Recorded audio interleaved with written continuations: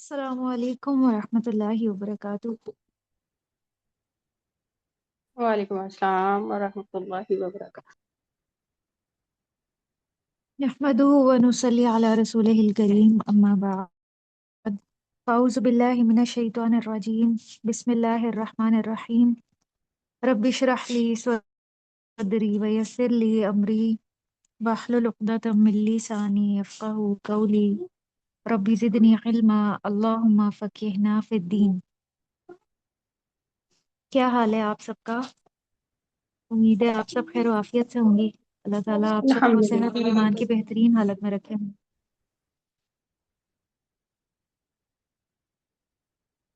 आज हमारा lecture number 8 है और इसका टाइटल ये है कि जब किसी मशरूब यानी माया चीज़ में मक्खी गिर जाए तो उसका क्या हुक्म है, उसके बारे में हदीस क्या कहती है। और हमारे सामने डिस्प्ले पे जो हदीस है ये सही बुखारी की हदीस है। हदीस के अल्फाज क्या हैं, सबसे पहले हम हदीस को रीड करते हैं। और ये हजरत अबू हुरैरा रज़ियल्लाहु अन्हु से मरवी है। व अन अबी हुरैरता रज़ियल्लाहु अन्हु क़ाल क़ाल रसूलुल्लाहि सल्लल्लाहु अलैहि वसल्लम इदा वक़अ ज़ुबाबु फ़ी शराबि अहदिकुम फलयग़मिसहु सुम्मा लियंज़िअहु फ़इन्न फ़ी अहदि जनाहैहि दाअन व फ़िल आखिरि शिफ़ा। अख़रजहुल बुखारिय्यु व अबू दाऊद वज़ादा व इन्नहु यत्तकी बिजनाहिहि अल्लज़ी फ़ीहि दा। तो ये थे हदीस के अल्फाज और इसका तर्जमा कुछ यूं है कि हज़रत अबू हुरैरा रज़ियल्लाहु अन्हु रिवायत करते हैं कि नबी करीम सल्लल्लाहु अलैहि वसल्लम ने फरमाया, जब तुम्हारे किसी मशरूब में मक्खी गिर जाए तो उसे इसमें डुबकी देकर निकालना चाहिए, इसलिए कि इसके एक पर में मर्ज है और दूसरे में शिफा यानी इलाज है। इसमें कुछ मुश्किल अल्फाज हैं। सबसे पहले अज़ुबाब।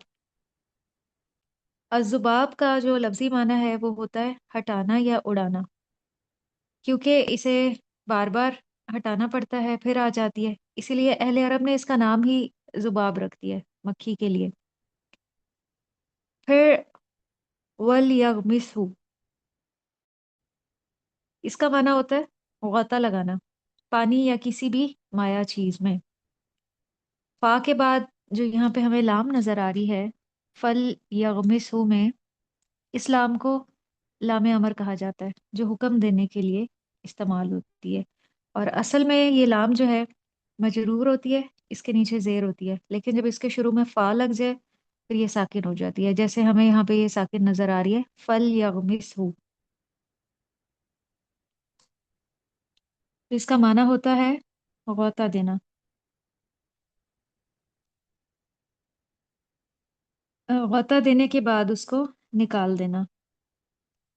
फिर ये है लियंजेहु, ये भी यहाँ पे लामे अमर के साथ है, लाम जेर ली, और इसकी वजह से जो फेल है वो मजजूम हो जाता है, साकिन हो जाता है। ये यंजिउ नहीं पढ़ा जाएगा, लामे अमर लगने की वजह से जो आखिरी हर्फ है फेल का वो साकिन हो जाएगा। लियन जियाहू। फिर क्या करना चाहिए, उसे निकाल देना चाहिए। फिर अगला जो है मुश्किल वर्ड वो है जनाही। जनाहुन असल में पर को कहते हैं, लेकिन यहाँ पे हम देख रहे हैं कि इसका नून हमें नजर नहीं आ रहा क्योंकि ये तस्निया का सीगा है। जनाहुन से जब तस्निया का सीगा बनाया जाएगा तो बनेगा जनाहानी, अलिफ नून का इजाफा कर दिया जाएगा। लेकिन यहाँ पे जो है ये जनाहैनी इस्तेमाल नहीं हुआ है, इसका नून हज़फ हो गया है, क्योंकि यहाँ पे मुजाफ बन के आया है और मुजाफ में इजाफत की वजह से तस्निया का नून गिर जाता है।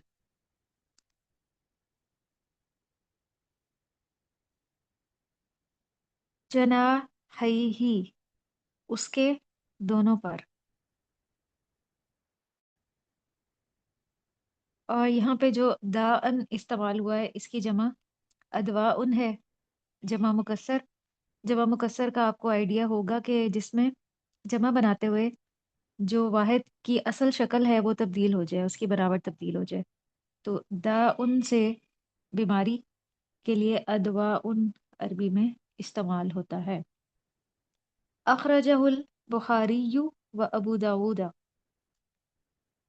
امام بخاری نے اور امام ابو داود نے اس کو اپنی اپنی کتب میں نقل کیا ہے، لیکن جو ابو داود کی روایت ہے اس میں کچھ اضافہ ہے. اور وہ اضافہ کیا ہے؟ وَإِنَّهُ يَتَّقِي بِجِنَاحِهِ الَّذِي فِيهِ الدَّاءُ. یہ اس کا اضافہ ہے، اور اس کا ترجمہ یہ ہے کہ جب یہ کسی مشروب وغیرہ میں گرتی ہے تو یہ اپنا وہ پر پہلے ڈبوتی ہے جس میں بیماری کے جراثیم ہوتے ہیں. تو یہ والا اضافہ سنن نبی داؤد والی حدیث میں ہے. بخاری والی حدیث بس یہیں تک ہی ہے، فی الآخری شفا تک. آپ نوٹ کر لیں، بخاری میں اس حدیث کا جو نمبر ہے وہ 5782 ہے. یہ آپ کو مکمل وہاں پہ مل جائے گی. آپ مکتبہ شاملہ اردو میں 5782 جب ٹائپ کریں گے تو ریلیونٹ حدیث آپ کے سامنے کھل جائے گی. میں نے یہ آلریڈی کھولی بھی ہوئی ہے. یہ مکتبہ شاملہ اردو میں یہ حدیث کھولی گئی ہے. آپ بھی اس کو اسی طریقے کے مطابق کھول سکتی ہیں، اور آپ کی جو اسائنمنٹ تھی وہ بھی اسی طرح تھی کہ آپ نے حدیث نمبر کے ذریعے مکتبہ شاملہ اردو میں حدیث نمبر انٹر کر کے حدیث کھول کے سینڈ کرنی ہے. تو یہ طریقہ آپ کو معلوم ہونا چاہیے. اور صحیح بخاری کی چونکہ تمام احادیث صحیح درجے کی ہوتی ہیں، اس لیے اس میں حدیث کے ساتھ ہمیں کوئی بھی حکم نظر نہیں آ رہا صحیح یا ضعیف کا. لیکن اس کے علاوہ صحیح بخاری اور صحیح مسلم کے علاوہ جو باقی کتابیں ہیں اس میں ہر حدیث کے ساتھ اس کا حکم بھی لگا ہوا ہے.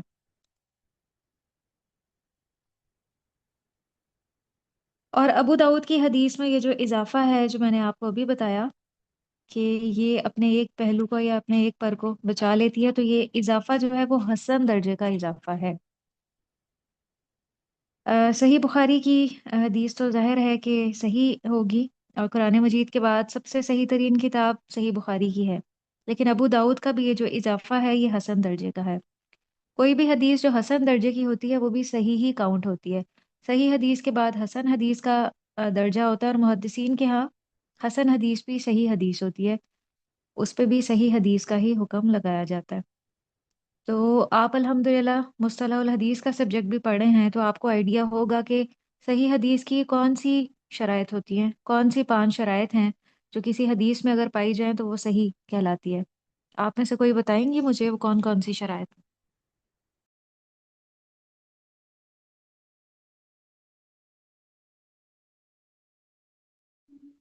جی میم، اس کی جو چین ہے اس کی شرائط. ہاں جی، 5 شرائط ہیں، وہ اگر کسی حدیث میں پائی جائیں تو وہ صحیح کہلاتی ہے. جس میں میں اس میں آپ کو میم عدالت. تھوڑا سا، ہاں جی ہاں میم، اس کی بالکل، ایک تو چین راوی بالکل عادل ٹھیک ہو. ہو. جی جی. نہیں نہیں، ایک تو اس یہ کی ہے کہ چین سند بالکل ٹھیک متصل ہو. ہو. ہاں جی، یعنی جی سند جی، سند متصل ہو. متصل ہو. اس کی اور چین دوسرا ٹھیک آپ ہو نے اور صحیح بتایا تمام ہے راوی. عدالت والی. تمام ہاں، راوی تمام عادل ہوں. راوی عادل ہو. جی. تیسری کیا شرط ہے؟ اور تیسری ہاں کیا جی، ہے؟ اور ایک ہے کہ ان کی جو ان کا جو ہے نا رویہ، یعنی ان کا جو ضبط ہے. ضابطہ. ضابطہ. جی، وہ بالکل ٹھیک ہو، یعنی ذہنی طور پہ وہ بالکل یعنی ٹھیک ہونے چاہیے. راوی ضابط ہوں. اور چوتھا؟ جی. چوتھی اور کیا؟ چوتھا ہے کہ جو چیز وہ بیان کر رہے ہیں نا اس میں کوئی ہوں ان یوزول بات نہ ہو، شاذ نہ ہو کوئی بات. ہوں ہوں، ٹھیک ہے. اور ایک ہے کہ یعنی اس میں اس کی علت علت نہ بالکل ہو، اس میں علت نہ ہو. جی جی. اور اور دوسری بات ہے کہ پانچویں ان یہ ہے کی کہ اس میں لاجک. وہ شاذ نہ ہو. شاذ کیا ہوتا ہے؟ میم، جس میں کوئی ان یوزول بات نہ ہو، کوئی ایسی بات نہ ہو جو کسی کو سمجھ نہ آئے. وہ تو علت میں آ جائے گا نا، کوئی مخفی عیب یا کمزوری. لیکن شاذ کہتے ہیں کہ اگر کوئی کم درجے کا راوی اپنے سے زیادہ ثقہ راوی کی مخالفت کرتا ہے حدیث میں، تو ایسی روایت شاذ کہلاتی ہے. وہ بھی پھر ضعیف کے زمرے میں چلی جاتی ہے. کہ اگر ہمارے سامنے 2 احادیث ہیں اور ایک حدیث جو ہے وہ صحیح بخاری کی ہے، اس میں ایک بات کہی جا رہی ہے، جبکہ اس کے مقابلے میں سنن نبی داؤد کی کوئی روایت ہے، اس میں ہے وہی حدیث، لیکن اس کے الفاظ جو ہیں وہ مختلف ہو گئے ہیں، اس میں کوئی مخالفت نظر آ رہی ہے، یعنی ایک حدیث میں ایک بات ہے اور دوسری حدیث میں اس سے اپوزٹ بات ہے، تو پھر پتہ یہ چلا کہ جو سنن نبی داؤد والی حدیث ہے اس میں ایک راوی جو ہے اس نے الفاظ کچھ تبدیل کر دیے ہیں، وہ اس کی سبب کچھ بھی ہو سکتا ہے، اس کے ضابطے میں کمی ہو سکتی ہے، یعنی اس کا حفظ کمزور ہو سکتا ہے، حافظہ کمزور ہو سکتا ہے، تو ایسی روایت جو ہے پھر شاذ کہلائے گی کہ ایک کم درجے کے راوی نے اپنے سے زیادہ ثقہ راوی کی مخالفت کی اور ایسی حدیث قبول نہیں کی جائے گی جو شاذ روایت ہے۔ تو ٹھیک ہے، یہی 5 شرائط ہیں جو آپ نے بتائی ہیں، تو اس کے مقابلے میں اگر صحیح حسن حدیث کی شرائط ہم دیکھیں تو اس میں صرف 4 شرائط ہوتی ہیں، 5ویں نہیں ہوتی، ضبط والی اس میں نہیں ہوتی، کیونکہ حسن حدیث میں ضبط کی کچھ کمی ہوتی ہے۔ تو یہ جو میں آپ کو اضافہ بتا رہی ہوں کہ سنن ابی داؤد کی جو حدیث ہے اس میں یہ اضافہ ہے کہ مکھی مشروب میں اپنا وہ پر ڈبوتی ہے جس میں بیماری کے جراثیم ہوتے ہیں، تو یہ اضافہ حسن درجے کا ہے۔ اس کا مطلب ہے کہ سنن ابی داؤد کی جو حدیث ہے اس میں کوئی راوی ایسا ہے جس کا جو ضبط ہے، حافظہ ہے، وہ کچھ کمزور ہے، تو اسی لیے یہ کہا گیا کہ یہ جو اضافہ ہے یہ حسن درجے کا ہے، لیکن محدثین کے ہاں حسن حدیث بھی صحیح ہوتی ہے۔ یہ یہاں تک آپ کو کلیئر ہے پوائنٹ؟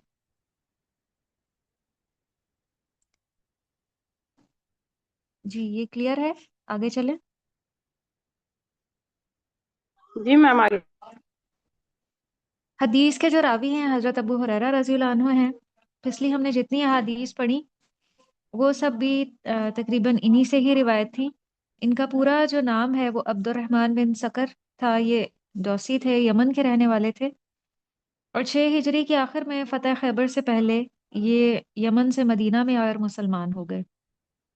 اس وقت ان کی عمر تقریباً 26 یا 27 سال تھی، اور 11 ہجری میں جب نبی کریم صلی اللہ علیہ وسلم کی وفات ہوئی اس وقت یہ 30 سال کے تھے، اور تقریباً انہوں نے 78 سال عمر پائی، اور حضرت عمر رضی اللہ عنہ کے دور میں یہ بحرین کے عامل بھی بنائے گئے۔ شروع میں ان کا حافظہ کمزور تھا، بھول جایا کرتے تھے، اور انہوں نے اپنے حافظے کی شکایت نبی کریم صلی اللہ علیہ وسلم سے کی، اور آپ نے ایک چادر پر بٹھا کر آپ کے لیے دعا فرمائی، اور اس کے بعد آپ کا حافظہ اتنا قوی ہو گیا کہ پھر آپ کبھی بھی کچھ نہیں بھولے۔ اسی لیے روایت کرنے والوں میں صحابہ کرام میں سب سے زیادہ احادیث جو ہیں وہ حضرت ابو ہریرہ رضی اللہ عنہ سے ہی مروی ہیں، 5374 احادیث انہوں نے روایت کی ہیں۔ اب ہم بات کرتے ہیں اس حدیث سے نکلنے والے جو مسائل ہیں، اس پہ ہم بات کرتے ہیں۔ اس حدیث کی اگر ہم تخریج دیکھیں، تخریج آپ کو آئیڈیا ہوگا کہ کیا ہوتی ہے۔ تخریج کہتے ہیں کہ یہ جو حدیث ہے اور کن کن کتابوں میں پائی جاتی ہے، جیسا کہ میں نے آپ کو ابھی صحیح بخاری کے بارے میں بتایا کہ صحیح بخاری میں ذکر ہے، سنن ابی داؤد میں بھی یہ حدیث موجود ہے، پھر اس کے علاوہ سنن ابن ماجہ میں بھی موجود ہے 3504 نمبر پہ، اور مسند احمد میں بھی 7262 نمبر پہ یہ حدیث موجود ہے۔ میں جو نمبرز آپ کو بتاتی ہوں اس کو آپ نوٹ کر لیا کریں اور پھر اس کو اوپن کر کے بھی دیکھا کریں، اس طرح آپ کو احادیث کو جو اصل مصادر ہیں اس میں کھولنا آئے گا، آپ کی ایک پریکٹس ہوگی۔ تو یہ نمبرز آپ کو بتانے کا یہی مقصد ہے کہ آپ یہ اپنے پاس لکھیں، نوٹ کریں، اور بعد میں کلاس کے بعد اس کو اوپن کر کے پریکٹس کریں، تاکہ کوئی بھی حدیث ہمارے سامنے آئے تو ہم اس کو کھول بھی سکیں، جس کا حوالہ ہمیں دیا ہو، یا پھر آپ کی اتنی زیادہ پریکٹس بلٹ ہو جائے گی کہ اگر کسی حدیث کا حوالہ نہیں بھی دیا ہوا اس کو بھی آپ اوپن کر سکیں گے، تو ضرور یہ کوشش آپ کیجیے۔ تو اس حدیث سے پہلا مسئلہ یہ سمجھ میں آ رہا ہے کہ مکھی جب مشروب میں گر جائے تو اس کو غوطہ دینا ضروری ہے تاکہ زہر کا جو اثر ہے زائل ہو جائے۔ پہلے وہ اپنا وہی پر ڈالتی ہے جس میں زہر ہوتا ہے یا بیماری ہوتی ہے، تاکہ اس بیماری کا اثر زائل ہو جائے۔ تو اس مشروب کو پھینک نہیں دینا چاہیے، اس سے رزق ضائع ہوتا ہے، کوئی بھی غذا ہے اس کو ضائع نہیں کرنا چاہیے۔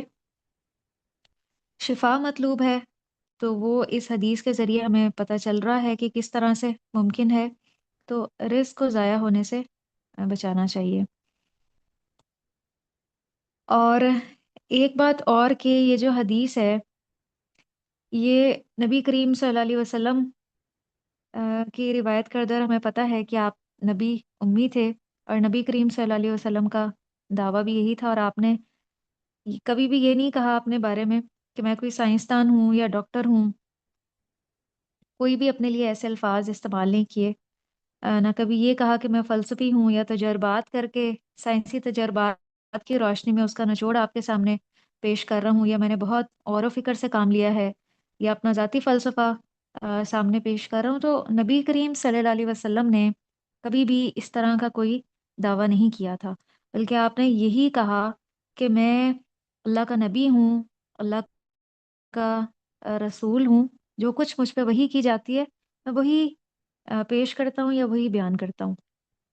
تو اس لیے ایک مسلمان کا ایمان ہونا چاہیے کہ اگر نبی کریم صلی اللہ علیہ وسلم کی کوئی بھی بیان کردہ حدیث سامنے آ جائے اور اس کی سند صحیح ہے، اور سکہ لوگوں نے یا نیک راویوں نے آ، سکہ سے مراد ہے نیک راوی، وہ روایت کرتے ہیں جیسا کہ صحیح بخاری کی ساری احادیث ہیں، تو وہ بالکل صحیح حدیث ہوگی اور قابل عمل ہوگی۔ اور صحیح بخاری اور صحیح مسلم کے بعد سنن ابو داود میں، مسند احمد میں یا ابن ماجہ میں صحیح سندوں کے ساتھ اور ثقہ راویوں کی جو بھی احادیث روایت ہوئی ہیں جس میں جھوٹ کی آمیزش نہیں ہے، ایک بندہ مومن کا ان سب پہ ایمان ہونا چاہیے، اور ایمان سے پھر بڑھ کے عمل بھی اس کی تصدیق کرے۔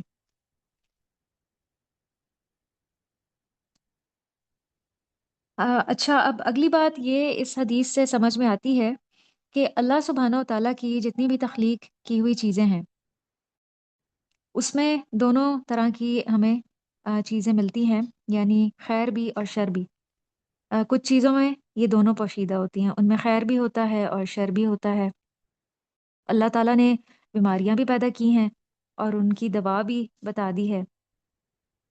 تو مخلوق میں شر بھی بہت ہے، من شر ما خلق۔ قرآن میں ہمیں ذکر ملتا ہے رات کا شر موجود ہے، جادو کا شر موجود ہے، پھر جنات اور اسی طرح حاسد کا شر موجود ہے، سانپ میں زہر موجود ہوتا ہے، پھر اسی طرح بچھو ہے، مچھر ہیں، ان سے پھر کئی طرح کی بیماریاں پھیلتی ہیں، ملیریا ہے، ڈینگی ہے۔ تو مخلوقات کے اندر جو بیکٹیریاز ہیں یا فنگس ہیں ان سے پھر کیا ہے، بیماریاں پھیلتی ہیں۔ تو یہ اللہ کی تخلیق ہے، اللہ کی مخلوقات ہے، اور ان کے اندر شر موجود ہے، ان سے ہمیں نقصان پہنچ سکتا ہے، لیکن اللہ سبحانہ و تعالیٰ نے ہمیں اس شر سے بچنے کا طریقہ بھی بتا دیا۔ نبی کریم صلی اللہ علیہ وسلم صبح شام معوذتین پڑھا کرتے تھے، اور اس کے پیچھے وجہ یہی تھی کہ ہر طرح کے شر سے محفوظ رہیں۔ تو ہم بھی اگر چاہتے ہیں کہ ہماری زندگی میں بھی ہم ہر طرح کے شر سے، بیماریوں سے محفوظ رہیں، تو اس کے لیے ہمیں نبی کریم صلی اللہ علیہ وسلم کی سنت کو فالو کرنا چاہیے۔ آپ جو صبح شام کے اذکار پڑھتے ہوتے تھے ہمیں بھی اس کی روٹین بنانی چاہیے۔ اس کے علاوہ نبی کریم صلی اللہ علیہ وسلم کا جو بھی معمول تھا اس لحاظ سے، جو دعائیں آپ کی سنت سے ہمیں ملتی ہیں ہمیں بھی ان کو فالو کرنا چاہیے، اس طرح ہم بہت سے شر سے بچ جائیں گے۔ پھر اگلی بات یہ کہ قرآن میں بھی اور احادیث میں بھی کبھی کبھی طبی مسائل بھی بیان کر دیے جاتے ہیں۔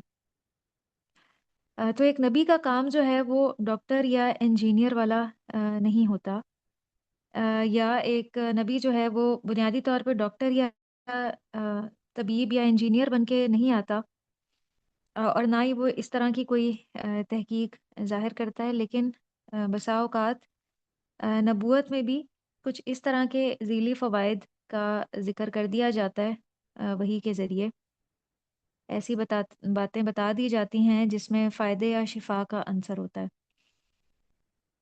اور بنیادی طور پہ نبی کریم صلی اللہ علیہ وسلم نے جو دعوت اپنی امت کو دی ہے اور اس میں جو غالب عنصر تھا وہ یہ تھا کہ انہوں نے توحید اور اللہ کی عبادت کا حکم دیا کہ اللہ کی عبادت کرو اور طاغوت سے بچو، اور ہر نبی نے آ کر اپنی امت کو یہی پیغام دیا ہے کہ اللہ کے علاوہ کوئی الہ نہیں ہے، طاغوت سے بچو۔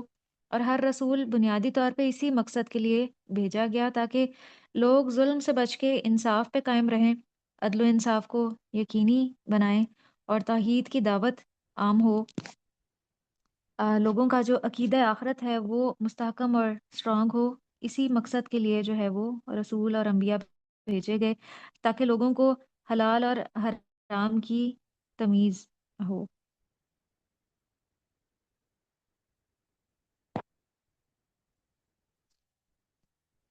تو اس حدیث میں ہمیں یہ پتہ چل رہا ہے کہ جتنی بھی حشرات ہیں جن میں خون نہیں ہوتا، ایک تو یہاں پہ مکھی کی مثال دی گئی، اور بھی اس طرح کی جتنی ہیں، اور کون کون سی ہو سکتی ہیں بتائیں آپ؟ جی، اور کون کون سی ایسی حشرات ہیں جن میں خون نہیں ہوتا؟ ان کا حکم بھی میم یہی مکھی والا چونٹی ہی ہو ہوگا، گئی، وہ چھوٹی بھی اگر چونٹی۔ چونٹی ہو سکتی ہے، شہد کی مکھی بھی ہو سکتی ہے، جی مکڑی بھی ہو سکتی ہے۔ تو یہ بھی اگر مشروب میں گر جائیں تو علماء کے نزدیک ان کا بھی یہی حکم ہوگا۔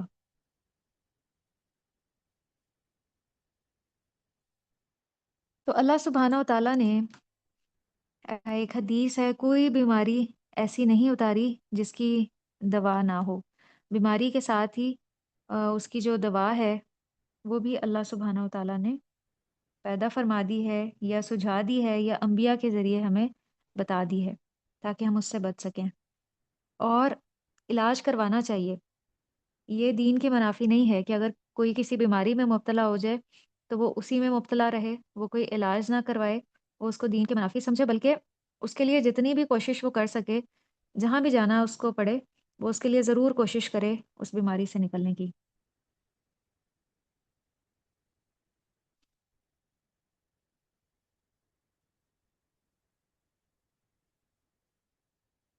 اور قرآن میں بھی ہمیں بہت سی جگہوں پہ کچھ ایسی چیزیں بتا دی گئی ہیں جس میں اللہ سبحانہ و تعالیٰ نے شفا رکھی ہے، جیسے شہد میں شفا ہے، یہ ہمیں قرآن اور حدیث سے پتہ چلتا ہے۔ اس کے علاوہ کچھ اور بھی چیزیں ہیں جس میں اللہ تعالیٰ نے شفا رکھی ہے۔ کلونجی کے بارے میں ہمیں پتہ چلتا ہے کہ اس میں ہر چیز کی شفا موجود ہے سوائے موت کی۔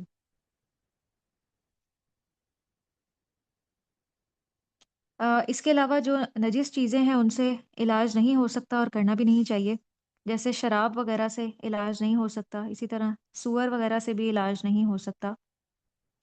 تو ہم جو مسلمان ہیں آج بنیادی طور پہ وہ اپنی مرضی کے دین پہ فالو کرتے ہیں، ایک چیز کو تو لے لیتے ہیں اور دوسری چیز کو ترک کر دیتے ہیں۔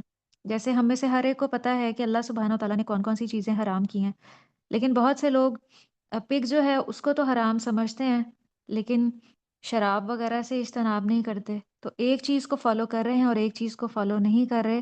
تو اس کا کیا مطلب ہے؟ ایمان کی کمزوری کی وجہ سے اس طرح ہوتا ہے کہ انسان ایک چیز کو تو اپنا لیتا ہے اور دوسری چیز کو ترک نہیں کرتا، جبکہ ایک بندہ مومن جو ہے اس کو اسلام کو پورے کا پورا فالو کرنا چاہیے، اپنی مرضی کا دین نہیں بنا لینا چاہیے۔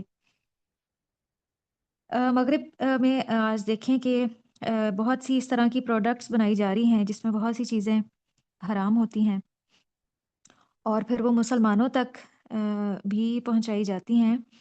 تو مسلمانوں کو ان چیزوں کا شعور حاصل کرنا چاہیے اور دیکھنا چاہیے اپنی تحقیق کے ذریعے کہ کون کون سی چیزیں جو ہیں وہ استعمال کے قابل ہیں، حلال ہیں، یا اور کون سی چیزیں ایسی ہیں جس میں کچھ اس طرح کے اجزاء استعمال کیے جا رہے ہیں جو کہ حلال نہیں ہیں یا ان کا استعمال صحیح نہیں ہے۔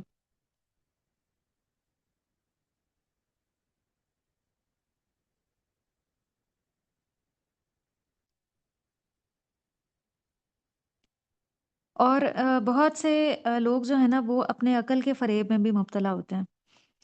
بہت سے لوگ یہ سمجھتے ہیں کہ ہر چیز کا عقل میں سما جانا یا عقلی طور پہ اس کا ثبوت ملنا جو ہے وہ ضروری ہے، اور کچھ لوگوں کو یہ کہتے سنا گیا ہے کہ اگر مجھے یہ بات سمجھ میں آئی یا عقلی طور پہ مجھے سمجھاؤ، ادروائز میں اس کو نہیں مانوں گی۔ تو یہ بھی ایمان کے کمزور ہونے کی ایک نشانی ہے۔ ایک سچا مسلمان جو ہے اس کا یہ طرز عمل نہیں ہوتا، جو کلمے پہ ایمان لاتا ہے یا نبی کریم صلی اللہ علیہ وسلم کو رسول مانتا ہے، تو اس کا یہ طرز عمل نہیں ہوتا۔ وہ اس کا اس بات پہ یقین ہوتا ہے کہ نبی کریم صلی اللہ علیہ وسلم نے ہمارے اوپر ہم تک جو کچھ بھی پہنچایا ہے وہ اپنی خواہشات نفس سے نہیں بیان کیا. انہوں نے کچھ بھی اپنی خواہش سے ذکر نہیں کیا، بلکہ آپ کی طرف جو کچھ بھی اللہ سبحانہ و تعالیٰ نے بھیجا ہے وہی کے ذریعے آیا ہے. اور وہی جو ہے کئی طریقوں سے نبی کریم صلی اللہ علیہ وسلم پہ نازل کی گئی. کبھی تو براہ راست فرشتہ جبرائیل کے ذریعے، اور کبھی جو ہے وہ دل میں کوئی بات القاء کر دی جاتی تھی اور اس کی روشنی میں نبی کریم صلی اللہ علیہ وسلم گفتگو فرماتے تھے. تو ہمیں یہ سارے طریقہ وہی جو ہیں وہ ملتے ہیں. تو نبی صلی اللہ علیہ وسلم نے کبھی بھی کچھ بھی اپنی خواہشات نفس سے نہیں کہا. ومن اصدق من اللہ قیلا. نبی صلی اللہ علیہ وسلم نے جو کچھ بھی بیان فرمایا تو وہ سچ تھا اور اللہ کی طرف سے وہی کیا گیا تھا. اور نبی کریم صلی اللہ علیہ وسلم سے زیادہ سچی بات اور کس کی ہو سکتی ہے؟ کسی کی بھی نہیں ہے. نزول وحی کے 4 طریقے ہیں. سورۃ الشعراء آخری آیات نزول وحی کے 3 طریقوں کا ذکر ہے اس میں، اور سورۃ الزاریات میں بھی ہے. سب سے پہلا طریقہ یہی کہ دل میں کوئی بات القاء کر دیا جانا. تو سخت سردیوں میں جب نبی کریم صلی اللہ علیہ وسلم کے اوپر وحی آتی تھی، وہ اس کی کیفیت اتنی سخت ہوتی تھی کہ آپ کو سخت سردی میں بھی پسینہ آ جاتا تھا اور تھوڑی غشی کی کیفیت آپ پہ طاری ہو جاتی تھی اور وہ آپ پہ بہت بھاری ہوتی تھی. لیکن اس کے بعد آپ بہت خوش ہو جایا کرتے تھے اور جو وحی ہوتی تھی اس کو آپ لوگوں کو پڑھ کے سناتے تھے. تو پہلا طریقہ تو یہی ہے کہ دل میں کوئی بات القاء ہونا. اور دوسرا ہے پردے کے پیچھے سے، جس طرح حضرت موسیٰ علیہ السلام سے پردے کے پیچھے سے گفتگو کی تھی معراج کے موقع پہ، اسی طرح نبی صلی اللہ علیہ وسلم سے بھی معراج کے موقع پہ اللہ تعالیٰ نے پردے کے پیچھے سے گفتگو کی تھی. اور اسی آپ کے اسی موقع پہ آپ کو نمازوں کا حکم بھی دیا گیا تھا، نماز پڑھنے کا. اور تیسری ہے جبرائیل علیہ السلام. آپ کو 2 بار حضرت جبرائیل علیہ السلام اپنی اصلی صورت میں نظر آئے، لیکن بسا اوقات کسی صحابی رسول کی شکل میں بھی حضرت جبرائیل علیہ السلام آپ کے پاس تشریف لاتے تھے. جیسے ایک صحابی رسول ہیں جن کی شکل میں حضرت جبرائیل علیہ السلام وہی لے کر آتے تھے. ان کا نام کیا ہے؟ آپ میں سے پتہ ہے کسی کو؟ حضرت واحیہ کلبی. کیا نام ہے ان کا؟ حضرت واحیہ کلبی دال کے رضی ساتھ ہے، اللہ عنہ. داہیہ کلبی رضی اللہ عنہ. پھر چوتھا طریقہ ہے خواب میں وحی کے ذریعے، اور نبی کا خواب بھی سچا ہوتا ہے. جیسے حضرت ابراہیم علیہ السلام کو خواب میں ہی بتایا گیا تھا جب وہ حضرت اسماعیل علیہ السلام کے گلے پہ چھری چلا رہے تھے. انہوں نے 2-3 بار جب یہ خواب دیکھا تو ان کو اندازہ ہو گیا کہ اللہ سبحانہ و تعالیٰ ان سے کیا چاہ رہے ہیں، اور ایک نبی کا خواب بھی سچا ہوتا ہے. تو وہ اسی خواب کی بنا پہ حضرت اسماعیل علیہ السلام کو لے کے چل پڑے تھے کہ مجھے بار بار خواب میں یہ آ رہا ہے. اور حضرت اسماعیل علیہ السلام نے بھی، چونکہ وہ بھی حضرت ابراہیم علیہ السلام کے بیٹے تھے، تو کہنے لگے کہ آپ ایسے ہی کریے جیسے اللہ تعالیٰ آپ کو حکم دے رہے ہیں. تو چوتھا جو ہے وہ خواب کے ذریعے. وحی کے نزول اس کے یہ 4 طریقے ہیں. نبی کا خواب بھی ایک وحی کی ہی شکل ہوتا ہے، اور ایک مسلمان کے لیے ضروری ہے کہ وہ آخری رسول پر بھیجی جانے والی ہر قسم کی وحی پر ایمان لائے، وہ چاہے وحی جلی ہو اور وحی خفی ہو. وحی جلی اور وحی خفی میں کیا فرق ہے آپ کو پتہ ہے؟ وحی جلی اور وحی خفی کو وحی مطلوع اور وحی غیر مطلوع بھی کہا جاتا ہے. ان دونوں میں کیا فرق ہے؟ ہم نے اپنی اسلامیات کی بکس میں بھی یہ ٹرمز پڑھی ہوئی ہیں، وحی جلی اور وحی خفی.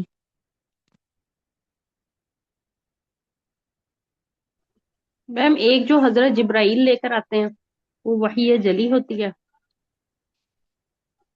وحی جلی جو ہے نا وہ قرآن کو کہا جاتا ہے، اور وحی خفی حدیث جی. کو کہا جاتا ہے. اور وحی جلی کو ہی وحی مطلوع کہا جاتا ہے. مطلوع یعنی جس کی تلاوت کی جاتی ہو، اور وحی غیر مطلوع جس کی تلاوت نہیں کی جاتی. ہم حدیث کی تلاوت نہیں کرتے تو یہ وحی خفی ہے.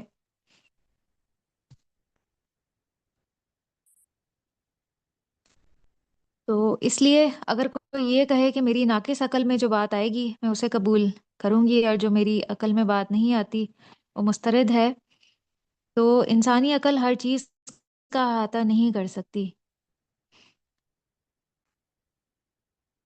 تو اس لیے کوئی جتنا بھی انٹیلیجنٹ ہو، ہمیں اپنی عقل کی اور ذہانت کی بنیاد پہ قرآن اور حدیث کو نہیں پرکھنا چاہیے. اگر ہم اس طرح سے کریں گے ہم سیدھے راستے سے بھٹک جائیں گے. تو اس لیے جو ہے علماء اور محدثین کی کمپنی اور ان سے علم سیکھنا یہ بڑا ضروری ہے کہ ہم کسی اوتھینٹک ٹیچر سے ہی علم حاصل کریں اور مستفید ہوں، اور اپنی جو عقل ہے اس کو کل نہ سمجھیں. اب دیکھ لیتے ہیں اس حدیث کی تخریج. میں نے یہ جو جامع خادم الحرمین ہے، آپ بھی اگر انسٹال کر سکتے ہیں تو اپنے پاس اس کو ضرور انسٹال کریں. یہ بہت ہی زبردست ایپ ہے. اس میں آپ کسی بھی حدیث کی تخریج اوپن کر سکتے ہیں. جیسے میں نے آپ کو بتایا کہ صحیح بخاری میں اس حدیث کا نمبر 5782 ہے. اب سامنے آپ کی یہ حدیث کھلی بھی ہے.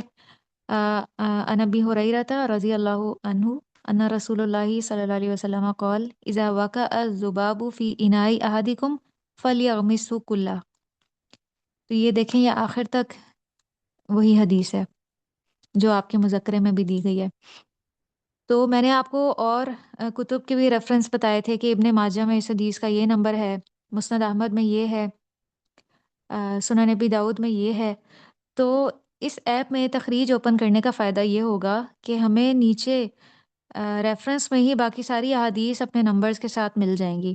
ہم ایک کلک کے ساتھ ہی اوپن کر سکتے ہیں. ہم جیسے سنن ابو داؤد کی میں یہ حدیث نمبر 3844 ہے، یہ دیکھیے میں نے اس کو اوپن کر لیا. اور مذکرے میں ہم نے پڑھا تھا کہ سنن ابی داؤد والی حدیث میں اضافہ ہے، اور وہ اضافہ کیا تھا بتائیں آپ؟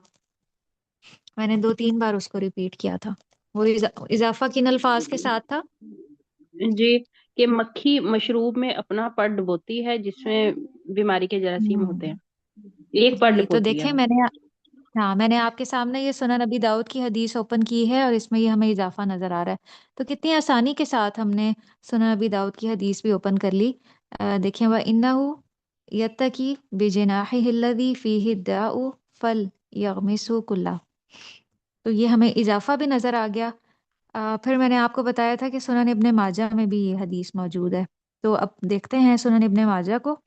سنن ابن ماجہ میں یہ حدیث 3505 نمبر پہ ہے. یہاں پہ بھی حضرت ابو ہریرہ رضی اللہ عنہ سے روایت ہے، اور حدیث کے الفاظ وہی ہیں. تو کتنا ایک شرح صدر نصیب ہوتا ہے نا جب مختلف کتابوں میں جا کے ہم اصل مصادر میں احادیث کو اوپن کر کے دیکھتے ہیں، تو ایک شرح صدر نصیب ہوتا ہے کہ اچھا ہاں یہ بات ایسے ہی ہے. ایک ہے کہ ہم نے کہیں پہ اردو پڑھ لی کسی حدیث کی، ایک وہ کیفیت ہے. اور ایک یہ ہے کہ ہم اصل مصادر میں جا کے مختلف کتابوں میں ایک ہی حدیث کو دیکھ رہے ہیں مختلف جگہوں پہ.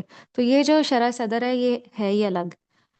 تو اسی لیے میں اس بات پہ بہت آپ کو تلقین کرتی ہوں کہ آپ احادیث کو کھول کے دیکھا کریں. اگر نمبر اس کا لکھا ہوا ہے نمبر کے ذریعے اوپن کریں، اگر باب لکھا ہوا ہے تو باب کے ذریعے فائنڈ آؤٹ کریں.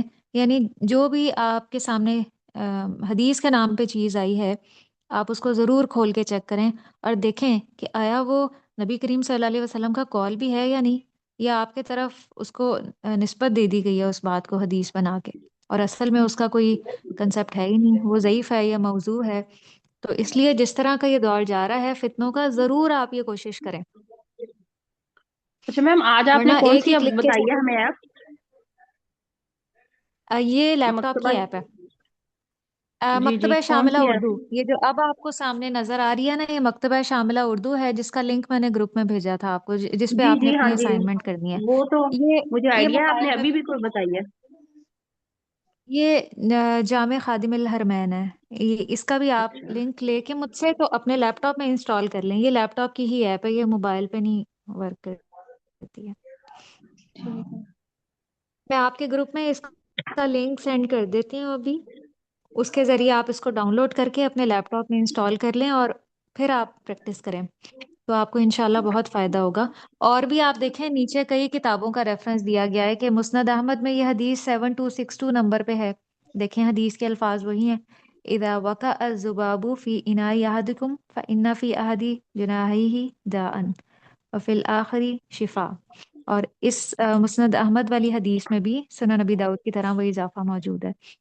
تو اس طرح جو ہے اس پریکٹس سے ہم ایک ہی حدیث کی تخریج دیکھ سکتے ہیں. تخریج یہ ہوتی ہے کہ وہ اور کن کن کتابوں میں پائی جاتی ہے اور کیا کسی اور کتاب میں کچھ اضافہ بھی ہے، تو اس کا یہ فائدہ ہے. تو میں انشاءاللہ یہ آپ کے گروپ میں ان دونوں کا ہی لنک سینڈ کر دیتی ہوں. ایک وہ جس پہ آپ نے اپنی اسائنمنٹ کرنی ہے مکتبہ شاملہ اردو، وہ تو موبائل میں بھی ہو جائے گی. اور دوسری جامع خادم الحرمین، یہ میں نے ڈرائیو میں سیو کیا ہوا ہے اس کا لنک. وہاں سے آپ اپنے لیپ ٹاپ میں ڈاؤن لوڈ کر کے تو اس کو سٹیپ بائی سٹیپ انسٹال کر لیں. ٹھیک ہے، کوئی سوال ہے تو پوچھ لیں، پھر ہم اس کو اینڈ کرتے ہیں. اچھا میم، یہ جو آپ مسند احمد کہتی ہیں، وہ امام احمد بن مسند حنبل مسند کی جو احمد. مسند ہاں، احمد؟ امام احمد بن جی، مسند احمد. اچھا، دوسرا اور میم یہ جس مسند طرح ہم مسند کے نام سے، مسند کے نام سے جتنی بھی کتابیں ہیں نا، اس کی اگر ہم اوپر والی فہرست چیک کریں تو وہ صحابہ کرام کے نام سے ہوتی ہے. یعنی اس میں جو حروف تہجی ہے وہ صحابہ کرام کے ناموں کے ساتھ ہوتے ہیں. جیسے ابو ہریرہ، اور اس میں ساری حضرت ابو ہریرہ کی حدیث ہوں گی. تو جو کتابیں میں مسند کے نام سے ہیں نا، اس میں جو ابواب ہیں شروع کے، وہ صحابہ کرام کے ناموں سے دیے گئے ہیں. ہمیں کوئی بھی صحابی رسول ہے اس کی حدیث ایک ہی جگہ پہ ساری مل جائیں گی. تو مسند نام کا یہ مطلب ہے. اچھا، دوسرا میم یہ جو ہم سبجیکٹ پڑھ رہے ہیں، اس میں سمجھنے کی جی. بات یہ ہے کہ یہ ہم نے حدیث پڑھی، یہ ہمیں ایپ سے اوپن بھی ہوں کرنے آئے اور ہم تاکہ ایک اتھینٹک حدیث ہمارے ہوں نالج میں آ جائے کہ یہ اتھینٹک ہے. ہوں. ایک تو ہاں اس جی، کا یہ بالکل ہو گیا بالکل. نا، یہ بہت بڑا فائدہ ہے ہاں کہ جی. آپ جب ایک دفعہ حدیث پڑھتے چلے جاتے ہیں نا، تو آپ کو اتھینٹک حدیث آپ کے نوٹس میں آتی رہتی ہیں.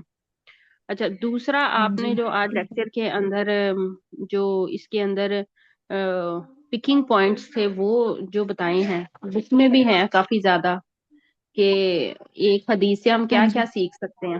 مسائل. ہاں جی. مختصر یہ کہ جو سارا آپ نے لیکچر ابھی بتایا ہے اس میں یہ ہے کہ اس حدیث سے ہم کون کون سے پوائنٹ پک کر رہے ہیں کہ قرآن اور حدیث میں طبی ہاں جی. مسائل کا حل بھی مل جاتا اس ہے. اور سبجیکٹ یہ کا یہی پرپز ہے.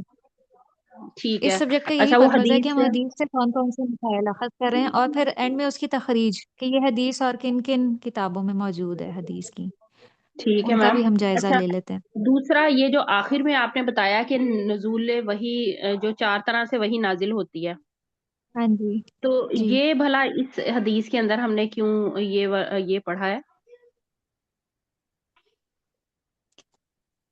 یہ حدیث سے ریلیٹڈ تو نہیں ہے. اس طرح بات ہوئی شرح صدر والی کہ نبی کریم صلی اللہ اچھا علیہ اچھا. وسلم جو ہے اپنے خواہشات نفس سے کچھ بھی نہیں کہتے، اور آپ کے اوپر جو کچھ بھی نازل ہوتا ہے وہ وحی کے ذریعے ہی نازل ہوتا ہے. تو بس وہاں پہ یہ ضروری تھا کہ وحی کی اقسام کا بھی ایک جائزہ لے لیا جائے کہ کن کن صورتوں میں آپ کے اوپر وحی نازل ہوئی ہے.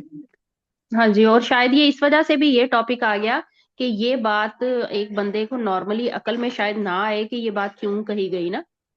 تو اگر یہ بات حدیث میں آ گئی ہے تو ہم نے اس کو ہوں اس طرح ہی ماننا ہے. اس لیے پھر یہ مجھے لگ رہا ٹاپک آخر میں پڑا. یہ ہوں. ہر حدیث کے آخر میں تو نہیں ہم پڑھے نا نزول وحی کے طریقے. ہاں بالکل. آپ دیکھیں کہ ہاں کچھ جی. چیزیں ایسی ہوتی ہیں جس کو بہت سے لوگ عقل پہ پرکھنا شروع کر دیتے ہیں کہ اچھا یہ بات تو ہماری عقل میں نہیں آتی. جیسے یہ جیسے حدیث کے الفاظ تھے کہ اگر مکھی کو ڈبو دیا جائے تو وہ اس کھانے میں شفا پیدا ہو جاتی ہے. تو اگر عقلی لحاظ سے دیکھا جائے تو بہت سے لوگ ہو سکتا ہے اس کو ایکسیپٹ نہ کریں. تو یہاں پہ یہ چیز ضروری تھی کہ ہم دیکھیں کہ یہ بات کیا کون رہا ہے. اللہ کے نبی کہہ رہے ہیں، اور آپ پہ جو کچھ بھی نازل ہوتا تھا وہی کے ذریعے نازل ہوتا تھا اللہ سبحانہ و تعالیٰ کی طرف سے. اور اللہ تعالیٰ نے ہی چیزوں میں خیر بھی رکھا ہے اور شر بھی رکھا ہے. تو یہ سب کچھ ہمیں اللہ کی طرف سے ہی پتہ چل رہا ہے، اور ہمیں اس سے فائدہ اٹھانا چاہیے کہ شر سے ہم کیسے جی کیسے جی. بچ سکتے ہیں، کن کن طریقوں سے. جتنا زیادہ ہم سنت کو فالو کریں گے اتنا ہی ہم ہدایت پر بھی ہوں گے، اور اتنا ہی ہمارے حصے میں خیر آئے گی. جی میم. چلیں اب ہم اس کو اینڈ کر لیں. جی جی. وآخر دعوانا ان الحمد للہ رب العالمین. سبحانک اللہم و بحمدک نشہد ان لا الہ الا انت نستغفرک ونتوب الیک. والسلام علیکم ورحمۃ اللہ وبرکاتہ.